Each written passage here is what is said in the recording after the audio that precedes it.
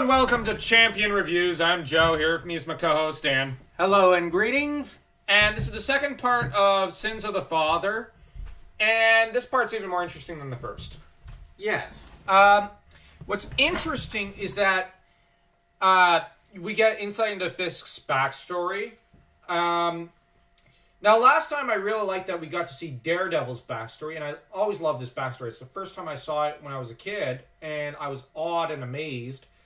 But here, like Peter's and Daredevil team up.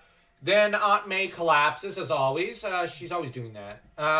It's a common Tuesday, or Friday or something. But now Peter ends up sneaking into the hospital to go and see her, but decides to kind of enlist the help of MJ, who apparently has broken up with Harry. She later describes herself as a single woman, living in New York. And the thing is, she ends up helping Peter.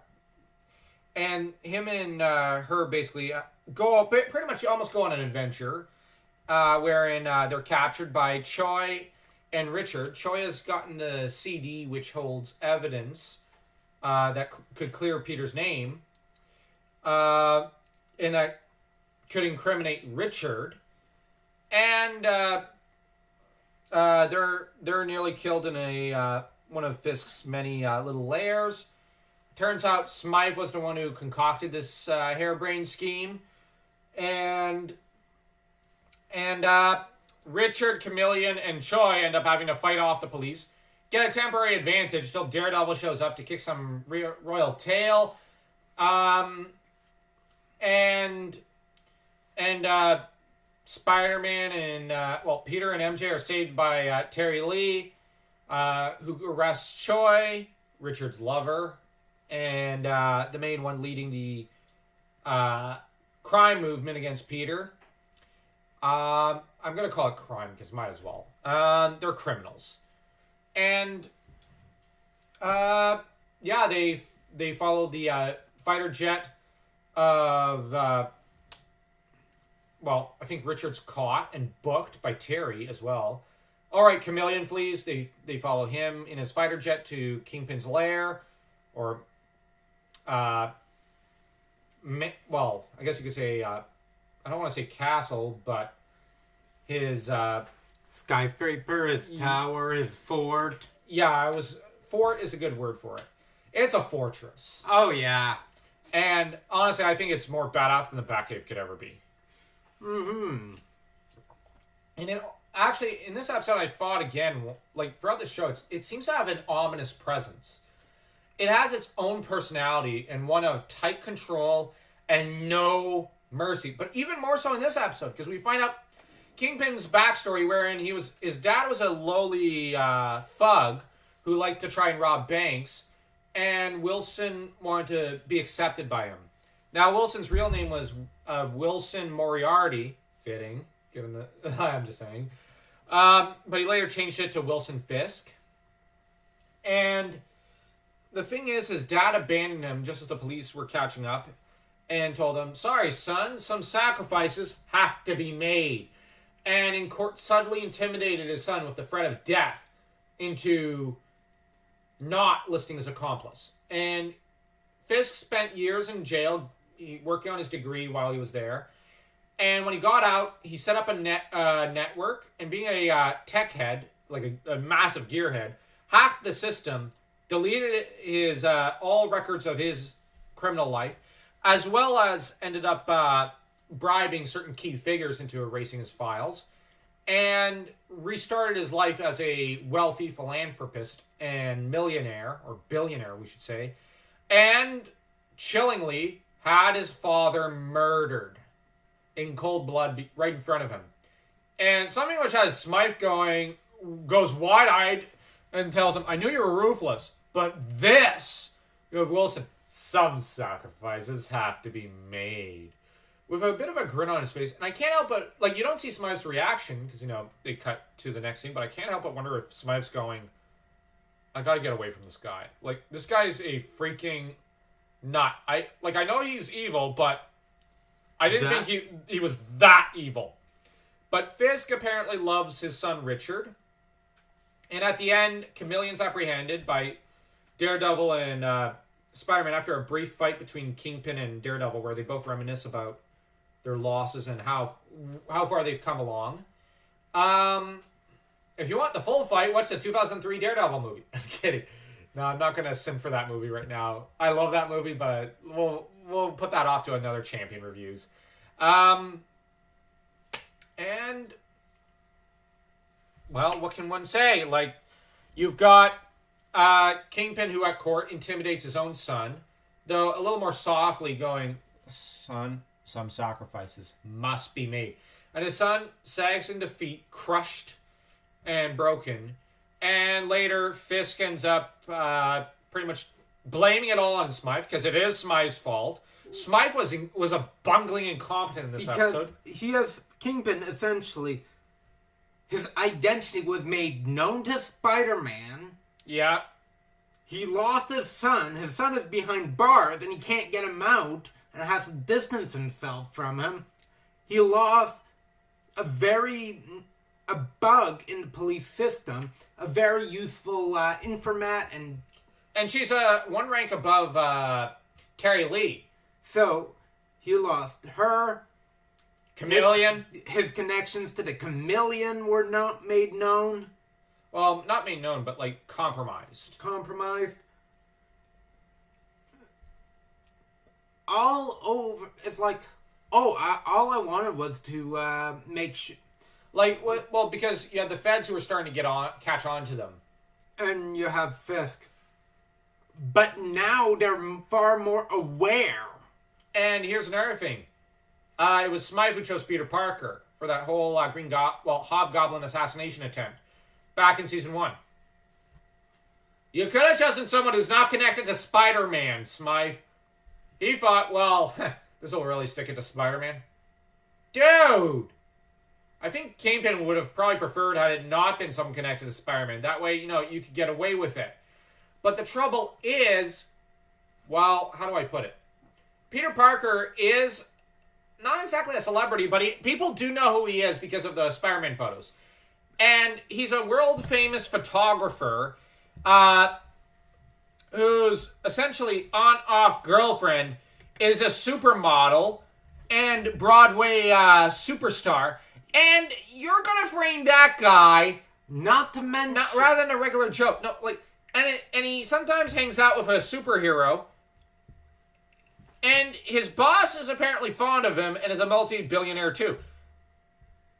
In what world is this gonna work out well? I'll add something else. He was also recently employed by Fisk, who. Well, that was part of the cover. Yeah, he employed him. Yes, part of the cover, as gratitude. And then under Fisk Corp...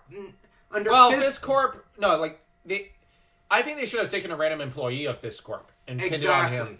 Not the newest guy. Not the newest guy who does have a public profile.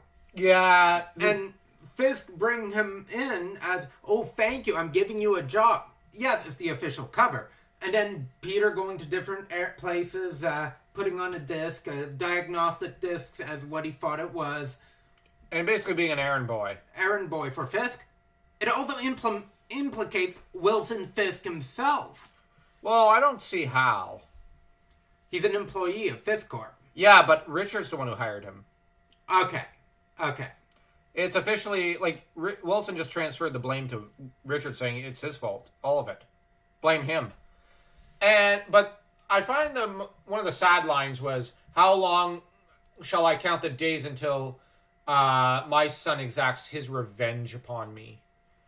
Now, what's interesting is there's a comic book follow-up to this story, so to speak, in the comics, where Fisk did kind of chuck Richard out into jail almost, and Richard came back as the Rose and stole everything his father had, then gave it back and said, "See, Dad, I'm not a failure." And Wilson was kind of like, "You're here to take revenge, aren't you? I killed my father. You're going to kill me." And Richard said, "No, Dad. I just wanted to prove that I could be useful to you." And you know what, Dad? Let's bury the hatchet. I love you. I want us to be a family. Because, yes, you put me behind bars. But here's the thing. Richard's also rich. Do you honestly think his prison life is going to be like your regular guy? No. It's going to be like living it up in a suite in a hotel. Like, honestly, his prison time? It's going to be short. It'll only... Well, maybe not short because he is guilty of treason. But it's going to be pleasant and fun. Yeah. Is he going to get shivved? No. Will he even associate with the common ilk? No. So it's more like he's on timeout, but Richard's thinking it's still humiliating and it's still like, frick. But that said, in the comic book, I can't remember, but I think Richard did end up having a good stay during the prison and saw it as, I know who was passing the bills around, even when it wasn't you publicly, to make sure I had a good time. So, like, I figured it out a long time ago who was looking out for me. And in that regard, it's like, you chucked me out publicly, but you made sure to always look out for me.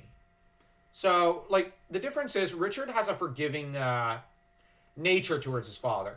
But his father was someone who spoiled him rotten growing up. So, but here's the thing. At the same time, he disciplined... Like, Fisk is actually a good dad.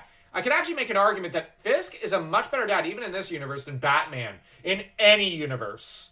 Which is a scary thought. Yeah, and the fact that in this cartoon, Wilson... It's like... Smythe is lucky that Fisk didn't just kill him outright. Yeah, instead he has other, more sinister use for him. Indeed. Turning him into a mutate. And mind controlling him. Sorry. Basically raping his mind and his free will. Now, from Fisk's point of view, it's probably revenge for losing his son, but it's still horrible. Like, I know Smythe's done some horrible stuff, but that seems like something you shouldn't do to anyone ever. It's like... No. You don't want to piss off Kingpin. Yeah, he's one of those very chilling villains. Maybe in the top 10 of all superhero comic book villains of all times. Maybe we'll have to do that as a video sometime. Yeah, but you don't attack Wilson Fisk personally. No. Look at what happened when his wife was targeted. Yeah. His father ditched him. Yeah, Fisk takes things personally sometimes. Now let's rate this episode. 4. Part of me wants to go 3.3. Another part of me wants to go 4, but I would have liked to see a bit more of the fight between Daredevil and Kingpin, but they were strained for time.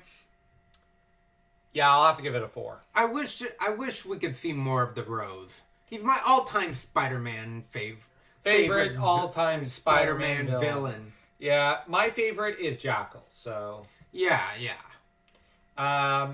Although Rose is like in my top, 3 or something.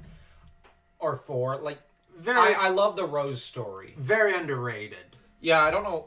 I'm glad they don't use him today, though. They would bundle it up. Oh, yeah.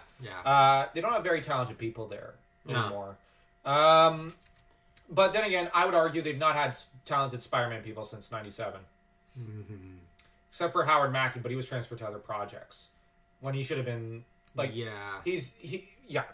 They've not had a single talented person at Marvel since about 97, I mean. Damn. Anyways, if you like this video, like, share, subscribe, leave a comment.